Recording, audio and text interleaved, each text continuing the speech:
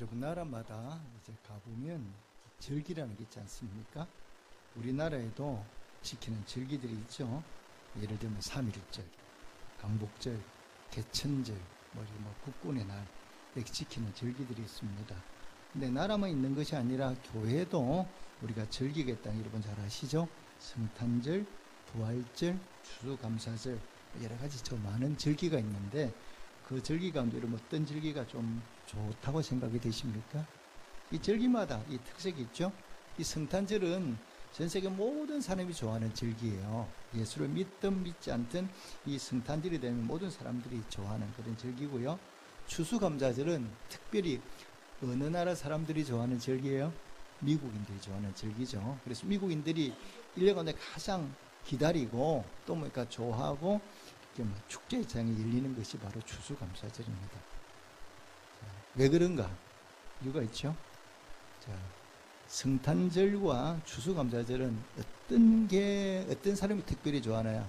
장사하는 사람들, 상인들이 좋아하죠. 왜? 물건을 팔잖아요.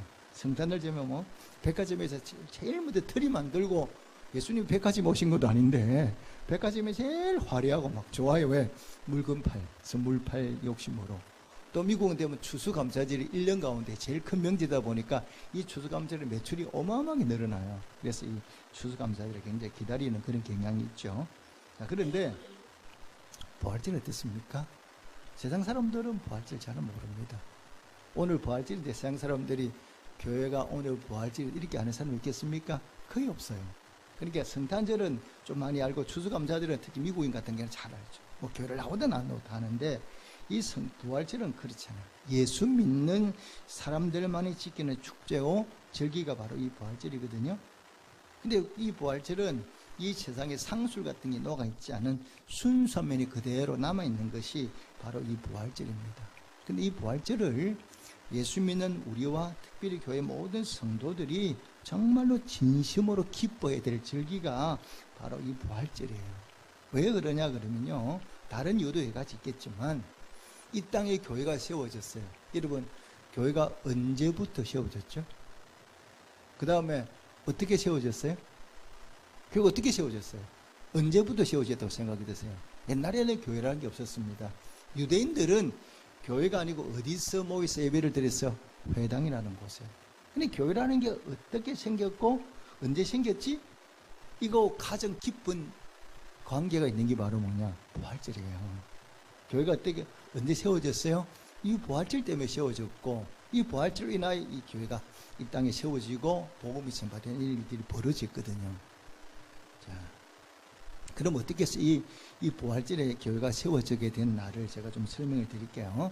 자, 예수님의 제자들이 예수님이 십자가에 달려 돌아가실 때 다 도망가 버렸어요. 달아나 버렸어요. 무서워서 잡힐까 봐. 자, 그런데 얼마 있지 않은 후에 이 제자들이 나타난 거예요. 다시 나타나서 이 사람들이 뭐라고 얘기했느냐? 예수 그리스도가 메시아다. 이 예수님이 십자가 달리 죽인 그 예수님이 바로 우리를 구원하는 메시아라고 그들이 담대하게 막 떠들기 시작하고 선포하기 시작하는 거예요. 그런데 이런 담대하게 선포하는 것은 굉장히 그 당시는 어려운 일이에요. 왜? 내가 예수 믿다는 것을 드러내고 내가 예수 믿는 걸 이렇게 전하면 잡아다 가두어, 때려, 핍박을 해, 죽을 수도 있어. 그런데도 이 제자들이 조금 더 두려워하지 않고 다니면서 크게 외치는 거예요. 예수 그리스도가 메시아라고. 십자가 달리 죽인 그 예수가 바로 우리를 구원하는 구세주다라고 막 떠들면 사람들이 든다 우리는 거. 이건 단순한 행동이거든요. 왜? 잘못하면 죽을 수도 있어요. 그럼에도 불구하고 그들이 놀랍게 예수가 메시아라는 사실을 막 전하는 거예요. 그런데 얼마 전만 해도 예수를 따르는 그 제자들이 도망갔던 사람이거든요. 그런데 그들이 이제는 돌아와가지고 도망가는 정도가 아니라 담대하게 외쳐요. 그러면 이들을 변화시킨 뭔가 있을 거라는 거죠. 사람이 변화되는 데에는 반대 뒤에 뭔가 숨은 사건이 하나 있잖아. 그 사람이 변화될 때는. 그러면 이 제자들의 삶을 180도 바꾸는 놀라운 사건이, 충격적인 사건이 하나 있는데 그 사건이 바로 뭐냐? 부활이에요. 이들이 부활을 경험했거든요. 예수님의 부활을 경험하고 나니까 이들의 삶이 확 달라져 버리는 거예요. 자, 예수님이 십자가 달려 돌아가시기 전에 미리 말씀하셨어요. 내가 십자가에 달려 고난받고 죽게 될 거다. 십자가에 달려 죽게 되고 내가 사흘 만에 살아날 거다. 이런 말씀을 하셨어요, 제자들에게. 그런데 제자들이 그 말씀을 해도 그 말씀을 들을 때는 이게 무슨 말인가를 쉽게 이해가 잘 안 됐다 이 말이에요. 왜 그러냐 보십시오. 우리가 말을 하면 대충 이해가 되는 게 뭐냐, 서로 공감대가 형성이 되고 알아듣는 말을 해야 그게 내가 이해가 되는데, 생각해 보십시오. 사람이 죽었는데 다시 살아난다. 이거 이해가 됩니까 안 됩니까?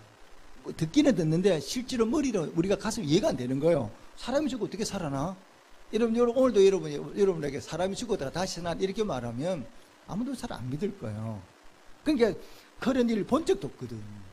근데 예수님 그렇게 말씀한 거예요. 내가 십자가 달려 죽었다가 사흘 만에 다시 살아날 거다. 이렇게 얘기를 했는데도 이 제자들은 그 얘기를 깊이 깨닫지 못했으니까 가슴에 새기지도 않고 설마 뭐 이런 식으로 넘어간 거예요. 그런데 그 예수님이 하신 말씀대로 십자가 달려 고통받고 죽는 걸 자기들이 봤잖아요. 실제로 십자가 달려 죽는 것을 자기들이 다 봤거든.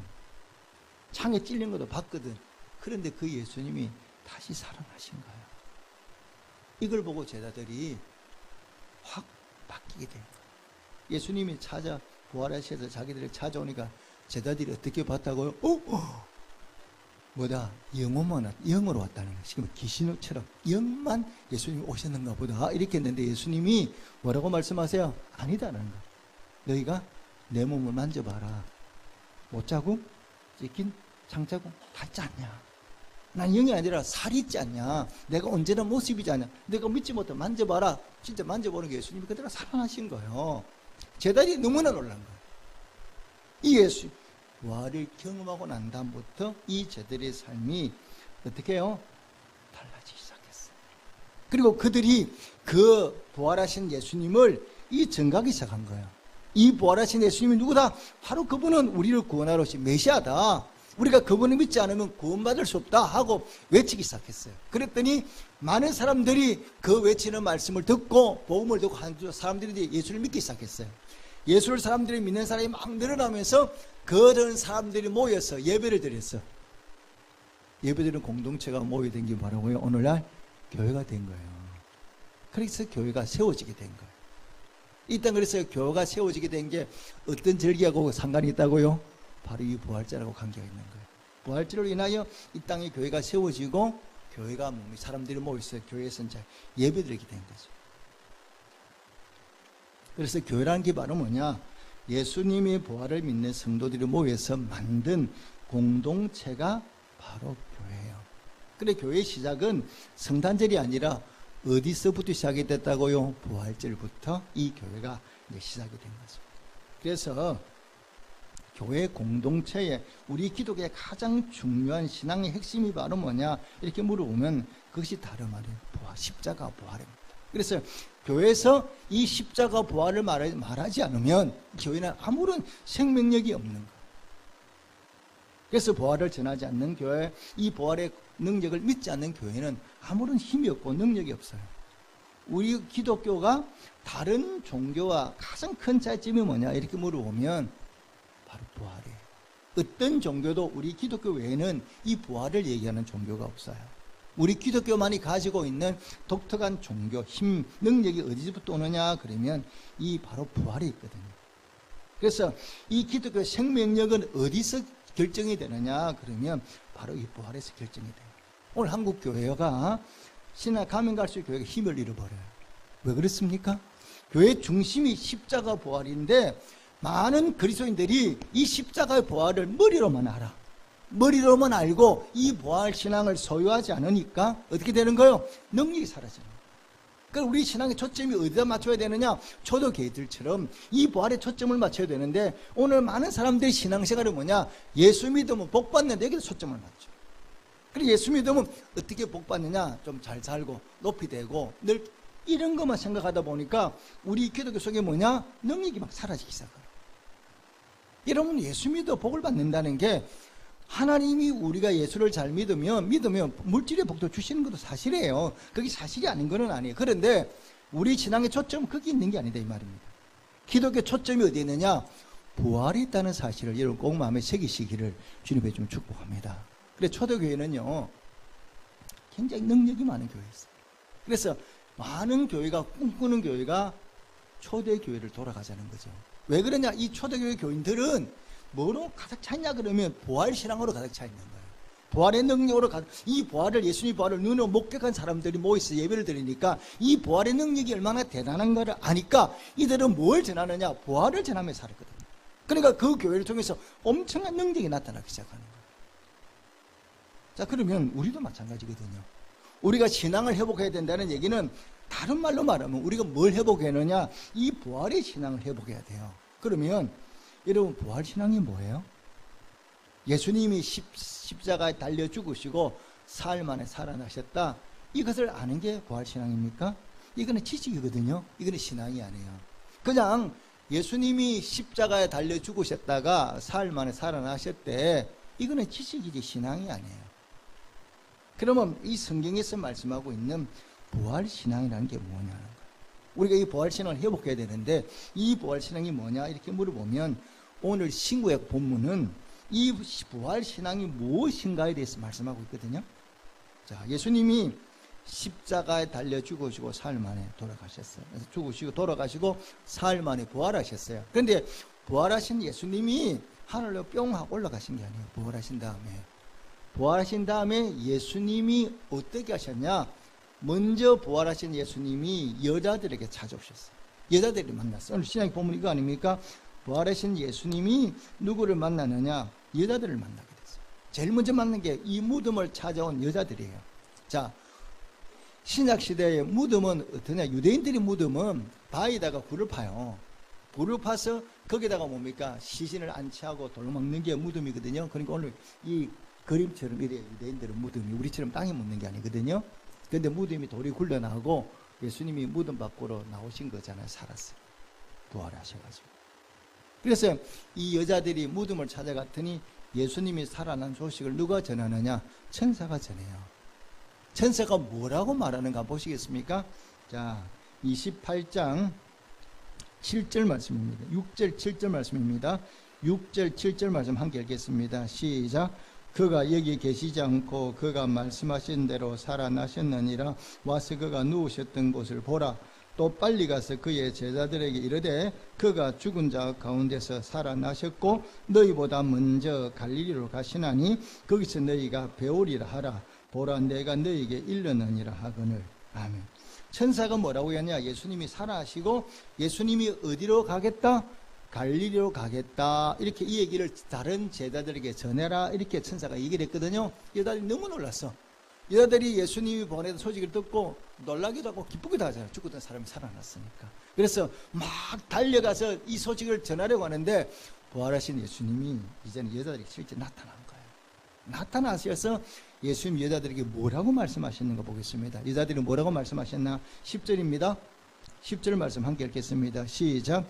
이 예수께서 이르시되 무수하지 말라. 가서 내 형제들에게 갈릴리로 가라 하라. 거기서 나를 보리라 하시니라. 아멘. 여기 보니까 예수님이 부활하시기는, 자, 여러분, 예수님이 부활은 어디서 하셨어요? 잘 모르세요? 갈릴리 골고다 언덕이 어디 있어요? 예루살렘에 있죠. 그렇잖아요. 예루살렘에서 죽으시고 예루살렘에서 부활하셨거든요. 그런데 부활하신 예수님이 제자들에게 예루살렘에서 만나는 게 아니라 어디 가서 만나겠다고요? 갈릴리 가서 만나겠다는 거예요. 갈릴리. 그러니까 갈릴리는 요즘 막 우리나라로 바꾸면 예루살렘이 서울이라고 하면 갈릴리는 평양쯤 된 도시가 갈릴리 있다고 생각하시면 돼요. 그런데 예수님이 갈릴리에 가서 내가 너희와 만나겠다 이렇게 말씀하시거든요. 그러면 부활하신 예수님이 예루살렘에서 만나주시지 왜 굳이 갈릴리까지 오시나 이렇게 생각할 수도 있지 않습니까? 근데 왜 갈릴리인가 생각해 보세요. 이 갈릴리는 예수님이 제자들과 함께 먹고 마시고 생활했던 삶의 현장이 어디예요? 갈릴리예요. 그 갈릴리는 바로 뭐냐? 예수님이 십자가 지시기 전에 먹고 마시고 제자들과 함께 살아가며 복음을 전했던 그 삶에 살아가는 삶의 현장이 어디냐? 갈릴리예요. 그럼 예수님이 부활하신 다음에 갈릴리로 가시겠다는 것은 예수님이 부활하시면 하늘나라로 좀 올라간 게 아니라 예수님이 어디로 가시겠다고요? 갈릴리 가서 너희를 만나주겠다는 얘기는 부활하신 예수님이 어디로 찾아오시겠다는 거예요? 내 삶의 현장에 찾아오시겠다는 거예요. 부활하신 예수님이 하늘나라 가신 것이 아니라 부활하신 다음에 어디로? 내가 살아가는 내 삶의 현장에, 우리 가정에, 우리 직장에 이곳에 찾아와서 내가 너희와 함께 하겠다고 말씀하는 거거든요. 그렇게 부활신앙이 먼저 뭐는가 생각해 보십시오. 부활신앙은요, 과거에 예수님이 부활하셨다 이걸 기념하는 게 아니에요. 기념하는 게 아니라 부활하신 그 예수님이 부활하신 다음에 하늘나라 횡 가는 것이 아니라 어디를 찾아오셔서 내 삶의 자리에 찾아오셔서 나와 함께 하신다고 이걸 확신하고 믿는 것이 바로 뭐냐? 부활신앙이에요. 그래 예수님이 믿는 제자들이 뭐예요? 처음에는 이들이 도망갔었어요. 그런데 부활하신 예수님을 만나고 난 다음에 그들이 놀랍게 변하잖아요. 복음을 막 예수님이 살았다고 전하는 거예요. 왜 그러냐? 자기들이 예수님 만났거든. 부활하신 예수님을 만나니까 그들이 삶이 변화된 거예요. 자, 근데 그 예수님이 부활하셔서 찾아오셔서 뭐라고 말씀하시느냐? 내가 너희와 함께 하겠다. 예수님이 뭐라고 말씀하셨어? 내가 세상 끝날까지 너희와 항상 함께 있으리라. 믿으십니까?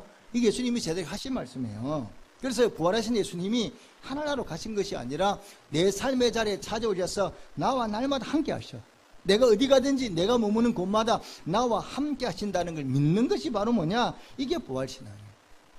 자, 여러분, 예수님이, 부활하신 예수님이 우리와 함께 하면 내 삶이 어떻게 변하는가 제가 말씀 한번 드려볼까요? 자, 베드로가 부활하신 예수님 만나기 전까지 베드로가 도망갔던 사람이에요. 예수님 부인하고 무서워서 도망갔던 그 베드로가 부활하신 예수님을 만났어. 그러고 난 베드로가 뭐라고 합니까? 성전에 기도하러 가다가 성전 미문의 안전병이가 뭐라고 얘기합니까? 돈 달라는 거예요. 구걸해달 돈을 달라 그랬더니 베드로가 뭐라고 말합니까? 나는 네가 원하는 은과 금은 없는데 내가 내게 있는 것으로, 나에게 있는 것을 내게 주노니 나사렛 예수를 명하노니 일어나라 이랬더니 한 번도 걸어본 적은 않은 재미가 벌떡 자리에 일어나서 뭐합니까? 걷고 뛰고 난리가 난 거예요. 베드로가 누구의 이름으로요? 예수 이름으로. 부활하신 예수님이 베드로와 함께 하니까 그걸 베드로가 믿잖아요. 믿으니까 그 베드로가 예수님 이름으로 뭐라고 하고요? 일어나라 그랬더니 걸어라 이랬더니 벌떡 걷는 거예요. 부활하신 예수님이 기억하십시오. 내가 세상 끝날까지 너희와 함께 하겠다고 말씀하는 것은 부활하신 예수님이 찾아오셔서 나하고 가만히 있는 게 이 말이 이런 뜻이 아니에요. 부활하신 예수님 찾아온 나한테 내 속에 들어와서 그냥 가만히 계시는 것이 아니라 함께 하겠다는 얘기는 예수님의 그 능력을 내게도 주시겠다는 뜻이에요. 부활의 능력, 그 예수님이 행하신 능력을 내가 너에게도 주마 이런 뜻이거든요. 그러니까 베드로가 예수님이 부활한 예수님이 베드로와 함께 하니까 베드로가 예수님이 살아계실 때 수많은 병자를 고치셨잖아요. 그 능력을 베드로에게 주셨죠. 자, 예수님이 죽음의 근세를 이기고 살아나셨어요. 그러니까 베드로가 사도행전 9장에 보면 욥바에 가잖아요. 욥바에 갔는데 옆에 다비드라는 여자가 죽었어요. 그래서 죽은 거예요. 근데 베드로가 뭐라고 합니까? 그 죽은 다비드 앞에, 시체를 앞에 두고 일어나라 그랬더니 죽은 다비드가 벌떡 살아나는 거예요. 이런 능력을 어떻게 경험해요? 예수님이 죽음을 이기고 살아나셨으니까 죽음을 깨뜨릴 근세를 예수님만 갖고 계시는 것이 아니라 누구한테도 허락해 주셨다고요? 베드로에게도 허락해 주신 거예요. 이게 바로 뭐냐? 부활신앙이에요. 우리도 마찬가지거든요. 이런 능력을 나도 소유할 수 있어요. 베드로에게 주셨다 그러면 누구한테 주셔요? 나한테 줄 수 있는 거예요. 문제는 우리가 그런 능력이 없는 이유가 바로 뭐냐? 베드로가 가졌던 그 믿음을 우리는 내게 믿음이 없는 거예요. 그 예수님이 나와 함께 하겠다는 그 능력을 내가 믿지를 못하는 거야. 그러니까 그런 능력이 내게는 나타나지 않는 거예요. 그리고 우리가 부활신앙을 산다는 얘기는 그 예수님이 부활하신 다음에 뭐라고 말씀하셨다고요? 내가 세상 끝날까지 항상 너희와 함께 있겠다고 말씀하셨거든요. 그걸 내가 믿어야 돼. 아, 부활한 예수님 나와 함께 하시는구나. 그럼 나와 함께 하시면 예수님이 부활한 것만 아니라 그 부활의 능력도, 예수님 능력도 나와 함께 하는 거예요. 그러니까 내가 베드로 같은 믿음을 가지고 도전하면 나도 뭐 할 수 있는 거예요? 병자를 얼마든지 이렇게 세울 수 있어요. 이게 바로 뭡니까? 부활신앙이에요. 문제는 뭐냐? 우리에게는 그런 믿음이 없어. 그러니까 능력을 행하지를 못합니다. 그러니까 예수 믿는 우리가 멀리 소유해야 돼.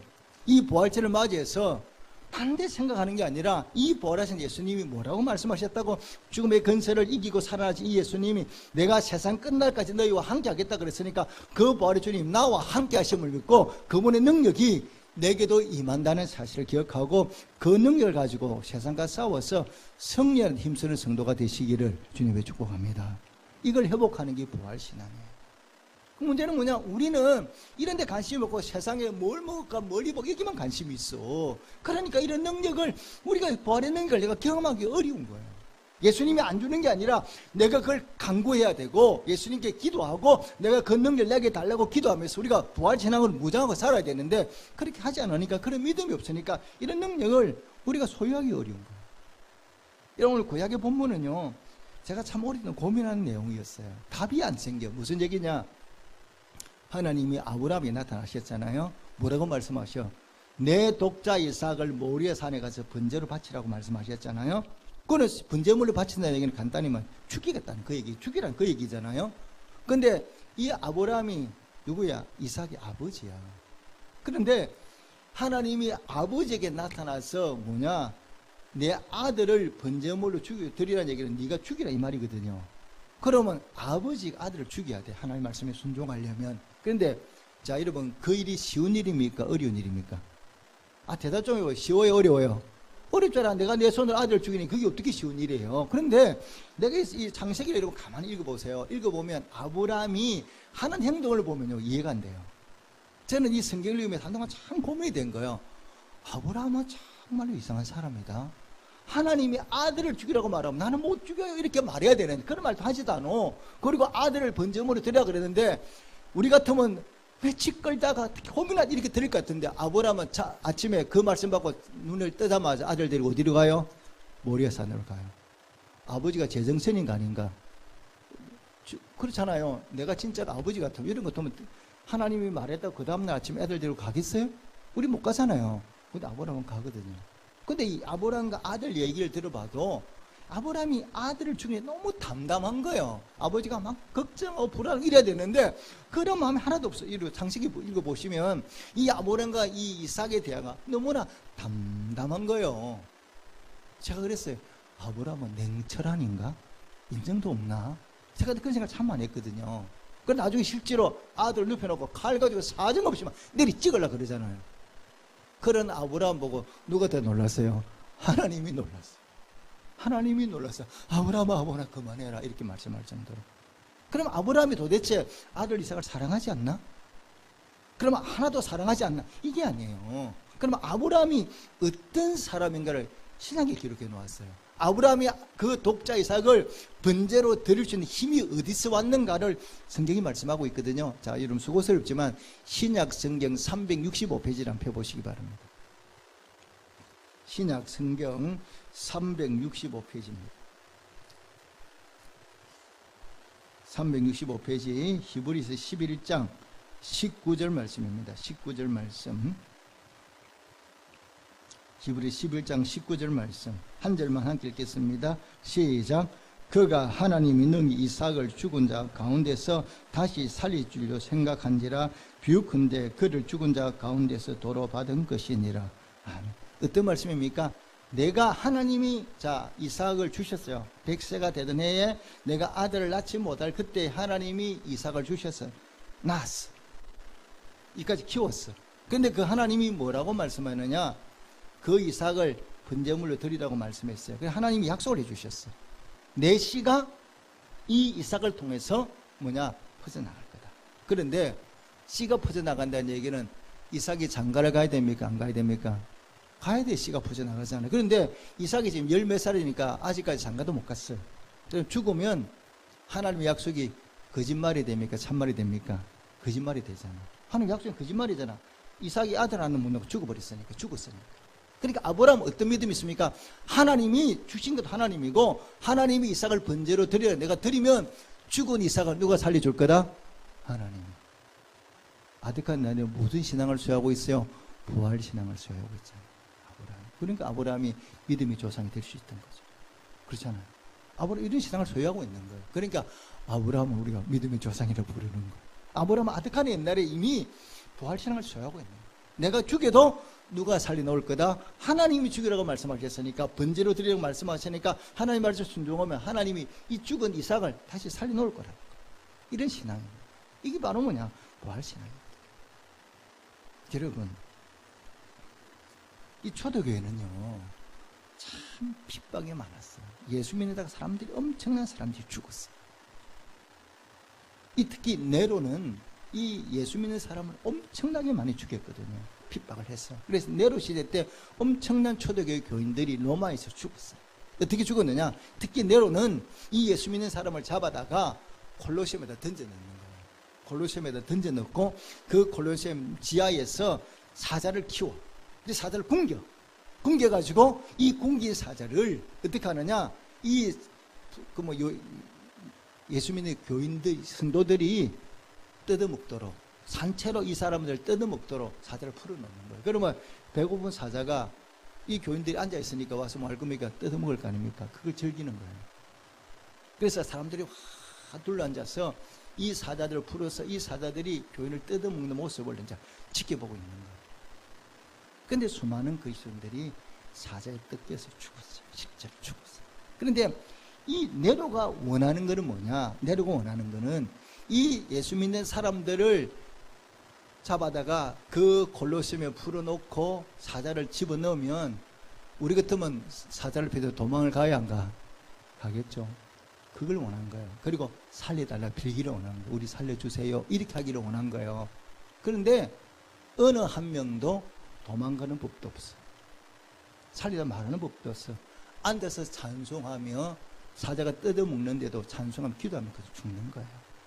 그러니까 네로가 그걸 보면서 가슴을 쳤다는 거예요. 저것들이 인간이냐? 저것들이 사람이냐? 이렇게 말했다는 거예요. 근데 초대교회 교인들이 그렇게 사자에서 물에 뜯겨서 죽어도 그들이 찬송하며 기도하며 죽을 수 있는 이유가 딱 하나예요. 내가 죽으면 어디가? 천국에 가. 천국의 나를 위해서 뭐냐? 예배 놓은 거예요. 내가 지금 이 사자에 뜯겨 죽어도 나는 어디로 간다? 다시 천국에 들어가서 하나님과 영원하게 산다는 그 뭔가 부활신앙이 있는 거예요. 그러니까 그들이 죽음이 겁이 나지 않는 거. 왜? 내가 죽으면 그냥 죽는 게 비참하게 죽는 게 아니라 내가 죽으면 하나님 여기보다 훨씬 더 좋은 천국에 나를 영접하시고 내가 그곳에 영원히 살 거라는 그런 부활신앙이 있으니까 조금 더 두려워하지 않는 거예요. 그러니까 그들이 죽음 앞에서 당당한 거예요. 왜? 부활신앙이 있습니다. 죽음을 이기게 만드는 게 뭐라고요? 부활신앙입니다. 부활신앙을 소유하면요, 죽음이 우리를 아무리 찾아와도 그 죽음 앞에 우리가 너무 겁내지 않아요. 두려워하지 않아. 왜? 내가 이 땅을 떠나도 죽어도 내가 다시 살아나 부활해서 영원한 하나님 나라 들어가게 돼. 이걸 우리가 믿고 있으니까 죽음 앞에 조금 더 흔들림이 없는 거예요. 제가 전에도 한두 번 말씀을 드렸는데, 강릉에 이 펜션 사고에 여러분 다 아시는 대로 10명아이가 그 펜션에 그 하룻밤 자다가 3명이 죽었어요. 7명이 살아남았어요. 근데 7명 살아남은 아이들은 거의 다 상처가 있어요. 특히 아이들이 뭐랬냐, 그 따뜻한 방에서 10시간 동안 아무도 움직이지 않고 딱 이렇게 인지기 때문에 다 저온화상을 입었어요. 그래서 아이들이 다 이게 흉터가 있어요. 그리고 심한 아이들은 제 조카 같은 경우는 걷지를 못했어요. 한동안 이렇게 저 집에 왔는데도 다리를 쩔뚝쩔뚝하며 걷더라고요. 왜? 이 저온화상의 상처가 너무 심해가지고 저희들 걷지를 못해요. 그런데 재수 씨가 그런 얘기를 하는 거예요. 자기는 참 이해가 안 되는 게 하나 있대요. 그 뭐냐 그러면 7명은 살아났고 3명이 죽었잖아요. 그 3명이 죽은 아이들 가운데 믿음이 좋은 집 한 아이가 하나 있어요. 이 아이가 죽었어요.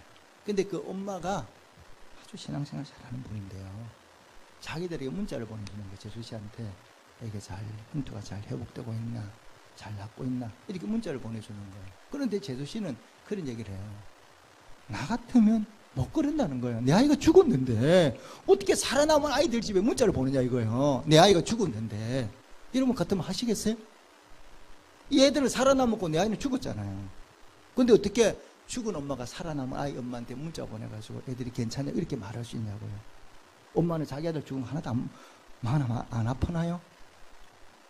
근데 엄마가 그렇게 문자를 보낼 수 있는 힘이 어디로부터 왔느냐? 내 아이가 어디로 갔다?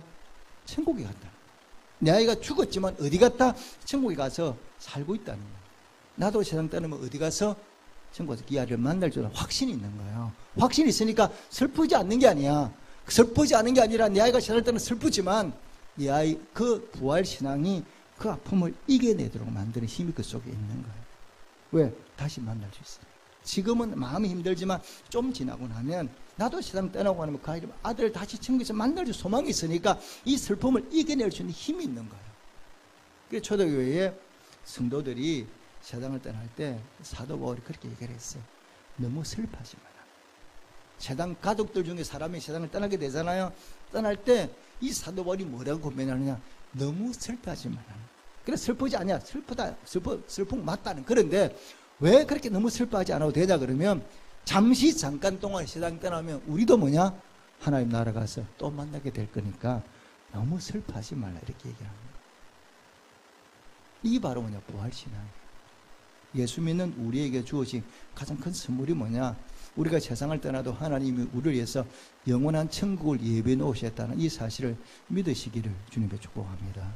예수님이 이 천국을 우리에게 주시려고 십자가 지시고 부활하셨거든요. 예수님의 부활이 왜 기쁜 부활이냐 그러면 예수님의 부활이 나하고 아무 상관이 없으면 하나도 기쁘지 않아. 그런데 예수님의 부활을 왜 우리가 기뻐해야 되냐 그러면 예수님이 죽은 가운데 죽을 때 살아났는데 이게 바로 예수님의 부활이 누구 부활이에요? 내 부활이거든. 나도 죽으면 뭐 할 수 있어? 살아날 수 있어. 나도 죽으면 다시금 살아날 수 있어. 영원한 천국에 들어갈 수 있어. 그리고 예수님의 그 부활의 그 능력이 누구시 될 수 있어? 내 것도 될 수 있어. 나도 그런 부활의 능력을 소화할 수 있는 거야. 뭐만 있으면 그런 믿음만 있으면. 그래서 우리가 이 부활을 기뻐하는 이유가 여기 있는 거예요. 예수님이 부활이 없었다면 우리는 천국에 들어갈 수 없잖아요. 다시 살 수가 없잖아요. 그런데 예수님이 죽었던 예수님이 사흘 만에 부활하신 것처럼 우리도 죽으면 다시 살아나. 영원한 천국에 들어가서 그곳에 우리가 살 수 있는 천국이 우리에게 선물로 주어져 있고 우리가 예수님의 그 죽음의 근세를 잃어본 세상에 가장 큰 무서운 세력이 죽음의 세력 아닙니까? 우리를 죽이는 그 세력. 근데 그 세력을 누가 이기셨어요? 예수님이 이기셨잖아요. 그 능력을 우리에게도 주시겠다. 부활의 능력. 우리가 그 능력 받으면 어떤 어려움 앞에서 우리가 무너지지 않아요. 나도 기도해서 얼마든지 병자도 고치고 문제를 해결할 능력이 우리에게 주어져 있거든요. 그래서 우리가 이 부활의 신앙만 회복하면 우리도 얼마든지 세상과 싸워서 아무리 힘들고 어려움이 온다 하더라도 그 어려움을 이겨낼 수가 있거든요. 로마의 초대교회 성도들이 그렇게 십자가에 달려 죽고 사자굴에 뜯겨 죽었잖아요. 그런데 시간이 지나고 나니까 그 핍박받던 기독교가 로마를 정복해 버려가지고 나중에 로마가 어떤 나라가 됩니까? 기독교를 국교로 정하잖아요. 기독교가 그 로마를 정복해 버렸어요. 로마 모든 사람들이 우리는 다 누구 믿어야 돼? 하나님 믿고 살아야 돼. 기독교를 국교로 정해버리잖아요. 기독교가 로마를 정복해 버리거든요. 뭘 가지고? 부활신앙을 가지고. 오늘 주시는 말씀 붙들고 이 부활절을 맞이하면서 우리 모든 성도들도 이 부활절을 기념하는 데 그치는 것이 아니라 그 예수님의 부활이 바로 내 부활이고 예수의 능력이 내 능력이 될 수 있다는 이 부활신앙을 회복해서 앞으로 더 이 세상과 싸워서 능력 있게 힘있게 싸워서 날마다 승리하며 살아가는 우리 모든 성도들이 되시기를 주님으로 축복합니다. 아멘. 기도하겠습니다.